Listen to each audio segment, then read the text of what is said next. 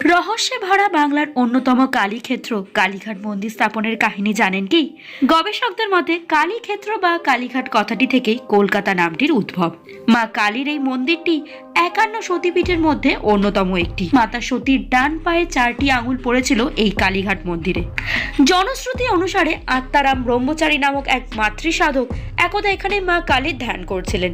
এক রাতে তিনি দেবী মায়ের কণ্ঠ শুনতে পান।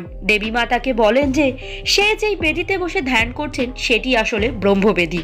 ওনাকে এও নির্দেশ দেওয়া হয়েছিল যে নীলগিরি পর্বতে ব্রহ্মানন্দ গিরি নামক একজন সাধক আছেন, তার কাছে যে কোষ্ঠী পাথরের শিলাস্তম্ভ রয়েছে তা যেন সেই ব্রহ্মবেদিতে স্থাপন করা হয়। এরপর আত্মারাম নীলগিরি গিয়ে ব্রহ্মানন্দের সাথে দেখা করেন। ধারণা করা হয় কোনো দৈব বলেই ১২ হাত লম্বা আর ২ হাত চওড়া সেই শিলাটিকে কালীঘাটে নিয়ে আসা হয়েছিল। বলা হয় স্বয়ং দেবশিল্পী বিশ্বকর্মা সেখানে আবির্ভূত হয়ে সেই শিলাটিকে মাতৃরূপ দান করেন।